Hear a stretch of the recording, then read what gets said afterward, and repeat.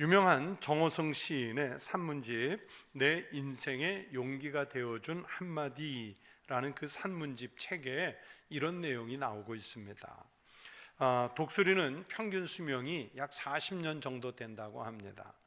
그런데 독수리 중에는 그 평균 수명을 넘어서 30년을 더 사는, 그러니까 자그만치 사람의 수명과 거의 비슷하게 70년을 사는 독수리가 간혹 있다고 합니다. 많은 독수리가 70년을 사는 것은 아니고요, 이 독수리들이 한 40년쯤 되었을 때 삶과 죽음을 가르는 갈림길을 한번 만난다고 그래요. 이 독수리가 부하가 돼서 40년 가까이 살다가 보면 그 날개가 이제는 두꺼워지고 무거워져서 하늘을 제대로 날 수 없고, 그리고 사냥감이 있어도 제대로 낚아채지를 못한답니다.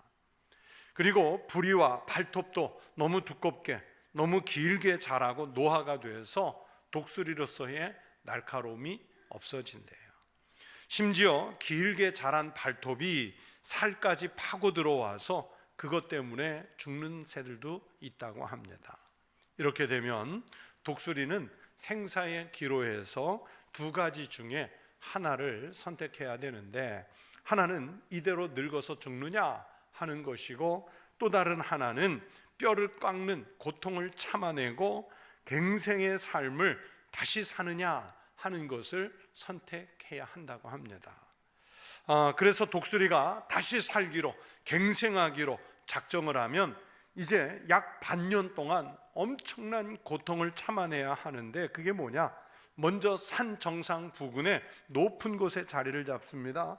그리고 그 고통을 참아가면서 부리가 다 닳아 없어질 때까지, 부서질 때까지 바위를 쫀다는 거예요. 그러면 그 부리가 깨지고 빠져서 새로운 부리가 나기 시작합니다. 새로운 부리가 날 때까지 새들이 그렇지 않습니까? 부리가 없기 때문에 먹을 것을 또 포기해야 됩니다. 그 후에는 또 새로운 부리로 늙은 그 발톱을 쪼아서 뽑아냅니다. 그 다음에는 날개의 깃털을, 고통을 참아가며 무거워진 깃털을 하나씩 하나씩 생살해서 뽑아냅니다. 그리고 새로운 발톱과 깃털이 돋아나기를 기다리는 거예요. 그 과정이 6개월이랍니다.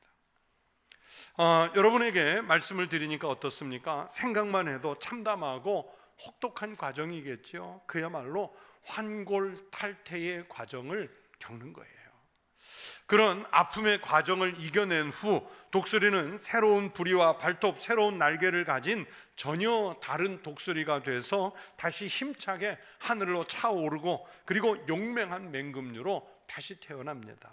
그렇게 30년을 더 하늘을 날다가 이제 수명이 다하면 독수리로서의 생을 마치게 되는 거예요. 저는 이 글들을 읽으면서 죽는다는 게 꼭 죽는 것은 아니라는 생각을 했습니다. 죽어야 산다는 말이 실감이 됐습니다. 예수님께서도 말씀하셨죠. 누구든지 제 목숨을 구원하고자 하면 잃을 것이요, 누구든지 나를 위하여 목숨을 잃으면 찾으리라. 소위 말하는 생즉사, 사즉생, 즉 살고자 하면 죽을 것이고 죽고자 해야 살 수 있다는 것, 여러분, 이것이 세상의 법칙을 뛰어넘어서 하나님의 법칙이에요. 생명의 법칙이에요. 여러분, 우리가 신앙생활 오래 했지만 신앙생활이 어렵다고 자주 말하지 않습니까? 여러분, 신앙생활이 왜 어렵습니까? 살고자 하기 때문에 어렵습니다. 신앙생활을 어떻게 하면 성장이 있고 발전이 있겠습니까? 죽고자 하면 됩니다. 이것이 우리가 믿는 기독교의 진리의 법칙입니다. 내가 살아있는 채로 믿음 생활을 병행하려니까 신앙생활이 힘든 거예요. 믿음 생활이 힘들어요. 한 목사님이 신학생 때 교수님에게 이런 질문을 했다고 합니다. 교수님, 어떻게 하면 제가 주님의 뜻을 이룰 수 있겠습니까? 그랬더니 교수님이 네 뜻에서 멀어져야 한다, 그렇게 대답했대요. 자기 뜻에서 멀어져야 주님의 뜻이 이루어지는 거예요. 맞죠? 여러분, 우리의 신앙생활이 힘든 것은 내 뜻을 죽이지 않고 내 것을 양보하지 않고 믿으려고 하기 때문에 힘이 들어요. 죽지 않고 주의 일을 하려니까 힘이 들어요. 그러나 죽어서 하면 안 될 것 같은데 하나님의 일은, 하나님의 뜻은 그때부터 비로소 됩니다. 이것이 놀라운 신앙의 법칙입니다. 하나님은 모든 것을 허물어뜨리는 후에야 그 자리에서 새롭게 일하시는 주님이십니다. 예수님의 구원의 계획들이 그렇게 진행이 됐어요. 여러분, 우리는 지금 예수님의 강림을 다시 기다리는 대림절 둘째 주간을 맞았습니다. 예수님께서 이 땅에 오시는 것은 세속적인 영광을 얻기 위함이 아니라 철저하게 자신을 희생하고 또 십자가에서 죽으셔서 우리를 구원하시기 위한 하나님의 계획, 구원 계획, 즉 섭리를 이루시기 위해서 오셨습니다. 십자가에서 죽기 위해서 하늘의 신이 이 땅에 내려온다는 것은 인간의 관점에서 보자면 참 미련한 일이에요. 그러나 하나님의 구원의 섭리를 안다면 그렇게 생각하지 않습니다. 여러분, 예수님께서 지셨던 십자가는 도리어 생명을 주고 우리를 살리기 위한, 그러니까 망하는, 죽는 그런 틀이 아니라 생명을 주고 살리기 위한 하나님의 은총의 틀입니다. 그래서 사도 바울은 고린도전서 1장 18절에서 십자가에 대해서 이렇게 말씀하셨습니다. 십자가의 도가 멸망하는 자들에게는 미련한 것이요 구원을 받는 우리에게는 하나님의 능력이라. 예수님이 이 땅에 오셔야 우리가 십자가를 통해 구원을 받고, 예수님이 십자가에 달려 죽으셔야 우리가 다시 사는 부활이 있고, 그리고 승천이 있고 주님이 영광을 받으십니다. 하나님의 능력은 이렇게 완전히 소멸한 후에 다시 세우는 은혜인 줄로 믿습니다. 오늘 구약의 아모스서 본문이 바로 그것을 말씀해요.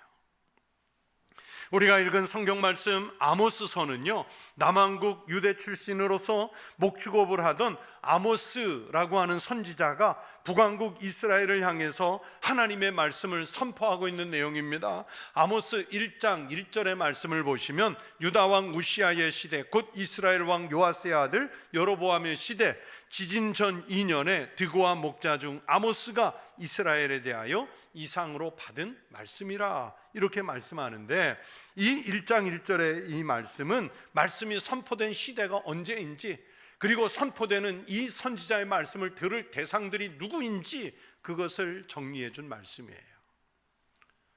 우리가 잘 아는 것처럼 여러분, 북왕국 이스라엘이라는 나라는 이제 이스라엘 민족이 남과 북으로 나뉘어진 다음에, 갈라진 다음에 북쪽 사람들이 남쪽 예루살렘 성전에 내려가서 하나님께 예배를 드릴 수가 없게 됐어요.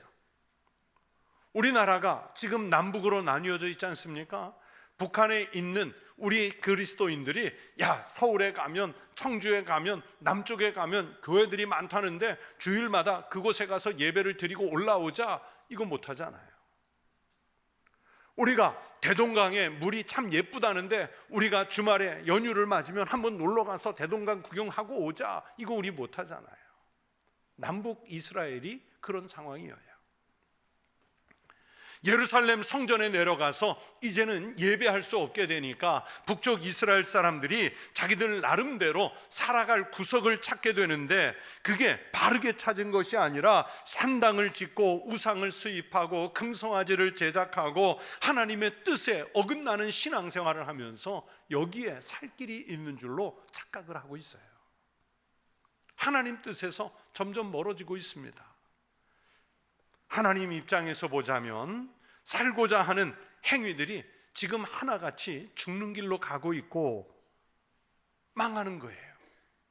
그래서 하나님은 이 북왕국 이스라엘이 제대로 살 길을 제시하기 위해서 선지자들을 보내셨는데, 오늘 본문의 주인공 아모스 선지자도 바로 그 선지자들 중에 한 분이에요. 아모스 선지자는 이스라엘을 향해서 어떻게 살아야 정말로 제대로 사는지, 생명을 얻을 수 있는지 하나님의 말씀을 북왕국 이스라엘 사람들에게 찾아가 전하고 있습니다. 우상을 숭배하고 또 공의를 훼손하고 인간의 그 욕망에 사로잡혀 사는 삶은 신앙에 전혀 도움이 안 되고, 또 나라가 바르게 서는데 하나도 도움이 되지 않습니다. 그래서 하나님은 이제 이스라엘을 무너뜨려서 이스라엘을 완전히 망하게 해서 거기 위에서 다시 시작하실 것이라 하는 말씀을 아모스 선지자를 통해서 선포하게 하셨습니다. 우리가 컴퓨터를 사용하다가요, 잘 구동되지 않으면 재설정이라고 해서 리셋을 하지 않습니까? 아니면 프로그램 자체에 문제가 생기면 그 프로그램을 아예 싹 지워버리고 백지처럼 만들어 포맷한다고 그러죠. 그래서 다시 사용할 때가 가끔 있습니다. 지금 아모스 선지자를 통해 하나님이 하시는 말씀은 이스라엘을 향해서 그렇게 리셋하고 포맷할 그럴 계획이 있다고 말씀하시는 거예요. 그러나 듣는 이스라엘 사람들 입장에서 생각해 보세요.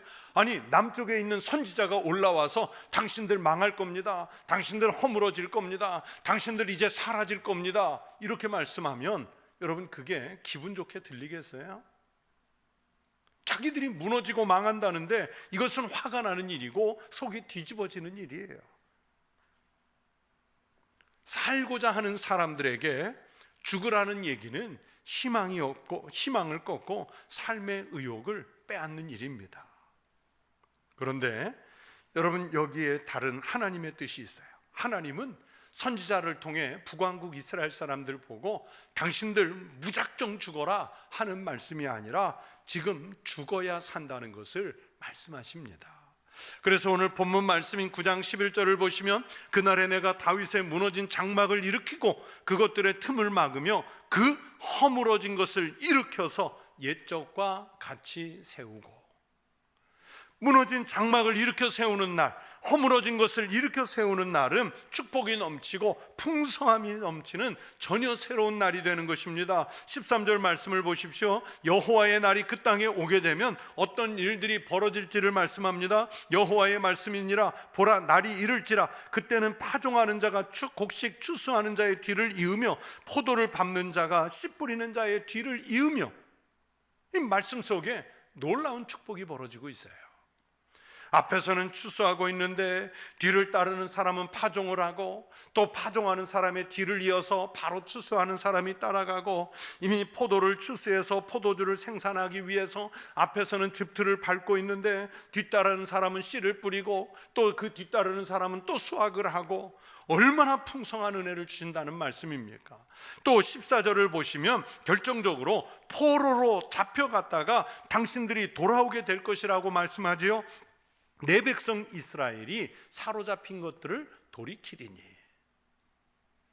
그리고 비었던 성읍이 처음에는 황폐해 보일 것이지만 하나님은 그 황폐해진 성읍을 다시 건축해서 포로로 잡혀갔다 돌아온 백성들이 거기에 다시 거주하게 될 것이라는 것을 말씀하고 있어요. 여러분, 이런 축복의 날, 이런 풍성한 은혜는 지금 때가 묻고 비정상적인 신앙생활을 하는, 하나님 없이 사는 그들에게 주시는 것이 아니라 장막이 무너진 후에, 모든 것들이 허물어진 후에 하나님께서 믿음의 사람들에게 주실 것이라는 언약의 말씀입니다. 하나님께서 그렇게 하실 계획을 세웠으니 그 계획에 순종하라는 거예요. 그러면 그 길은 죽는 길이 아니라 오히려 사는 길이 바로 거기에 있다고 선지자는 말씀하고 있습니다. 우리가 인생을 살다가 보면 어느 순간 잠깐의 성공을 거둘 때가 있습니다. 잠깐의 높아질 때가 있어요. 무엇인가를 획득할 때가 있어요. 그러면 그때 우리 마음속에는 내가 드디어 해냈다, 내가 성공했다, 내가 여기까지 올라왔다, 나 수고했다, 나는 힘이 있다, 나는 능력이 있다, 이런 교만한 생각들이 우리 속에 일어나요. 그러나 사실은 그 순간이 나를 진짜 죽이는 순간입니다. 반대로 나는 죽었다, 나는 힘도 없고 나는 능력도 없다, 주님 앞에서 주님 저는 아무것도 아닙니다, 이렇게 빈 마음을 고백하는 순간 오히려 그 영혼이 살아나는 순간인 줄로 믿습니다. 그래서 우리가 믿는 신앙과는 조금 다른 신앙이지만 기독교의 영향을 많이 받았다고 하는 간디는 그 명상록에서 이런 말을 했습니다. 자신의 내면에 나가 살아있는 사람은 결코 신을 배울 수 없다. 신을 만나려면 티끌 같은 존재가 되어야 한다. 이 험악한 세상에서 누가 감히 내가 이겼다고 말할 수 있는가? 이 간디의 얘기는 뭐냐면 자신을 죽이고 자기를 포기하는 순간 그때가 신을 뵙는 시간이고 그때가 죽는 시간이 아니라 사는 시간이라는 거예요. 하나님께서 다시 일어서게 하는 능력이 바로 자신을 무너뜨렸을 때, 하나님 앞에서 자신의 존재감을 무력하게 했을 때 하나님이 일하시는 거예요. 신앙생활을 신실하게 잘했던 캐몬스 윌슨이라는 미국인이 있었습니다. 이분은 목수였고 또 그 목수로서 성공을 해서 큰 목재소의 임원으로서 매우 안정된 생활을 하고 있었습니다. 그런데 1920, 30년대 미국에 대공황이 밀어닥쳤고 그러면서 경제가 큰 불행에 빠지면서 허우적거리게 됐습니다.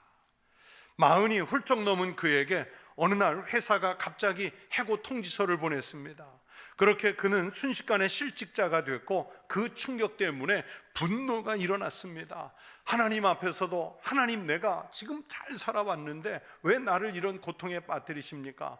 내가 회사에 얼마나 충성했는데 회사는 나를 그렇게 매몰차게 잘라냅니까? 그러면서 분노하고 있었어요. 그랬을 때 그의 아내가 당신 그리스도인이지 않느냐, 하나님께 기도해보라고 권면했어요. 이 사람이 아내의 권면을 듣고 하나님께 기도하기 시작했습니다.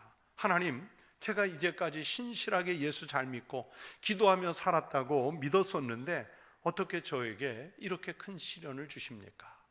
처음 기도할 때는 하나님을 향해 원망과 분노를 쏟아냅니다. 그렇게 기도해 가면서 차츰차츰 하나님 앞에서 자신을 돌아보게 됐고 그러면서 하나님의 뜻을 구하게 됐습니다. 그렇게 기도하는 중에 어느 날 마음속에 한 가지 생각이 떠올라서요. 작은 호텔을 시작해봐라. 대부분의 숙박업자들은 불륜의 장소를 제공하는데 너만큼은 많은 사람들이 건전하게 묵을 수 있는 숙박업을 해봐라. 이런 마음이 들었답니다.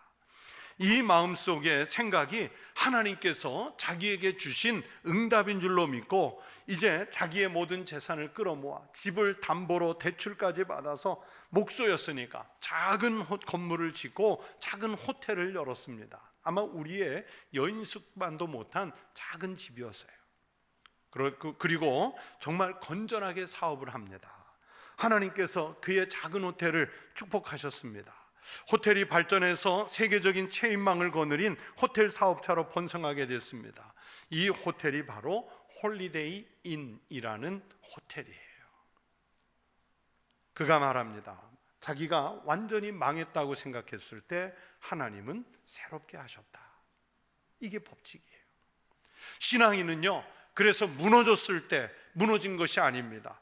허물어졌을 때 완전히 소멸된 것이 아니에요. 무너져야 다시 일으키게 되고 허물어져야 다시 영광의 때를 회복할 수 있습니다. 예수님도 십자가를 향해 가실 때 할 수만 있으면 그 십자가의 고통만큼은 피하고 싶으셔서 겟세마네 동산에서 땀이 피가 되도록 기도하실 때 뭐라고 하십니까? 아버지여, 이 잔을 하실 수만 있으면 저에게서 옮겨 주십시오. 이게 솔직한 예수님의 기도였지요. 그러나 예수님은 십자가를 반드시 져야 한다는 사실을 누구보다 잘 알고 계셨습니다. 예수님은 십자가가 아주 죽는 길이 아니라 다시 사는 부활의 길임을 아셨습니다. 그래서 아버지의 뜻대로 십자가를 지는 길로 가시잖아요. 무너지는 길, 죽는 길로 가시잖아요.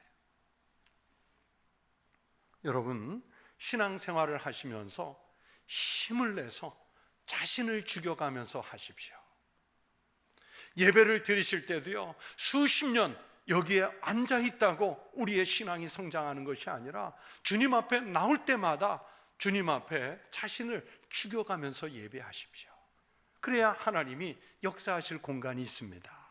교회 안에서 어떤 직분을 맡아 어떤 직책을 맡아 봉사하실 때도요, 자신을 죽여가면서 하십시오. 우리는 어떤 직분, 중직을 맡았다든지 하면 내가 교회 안에서 이 정도 위치까지 올라왔다, 사람들아 나를 알아주라. 찬양대를 설 때도 사람들이 내가 찬양하는 것을 좀 보고 나를 좀 인정해 주기를, 뭐 예배위원이 돼서 안내할 때 세워졌을 때, 나 여기에서 이런 일 하고 있어, 여러분 나 좀 봐주십시오, 나를 인정해 주십시오.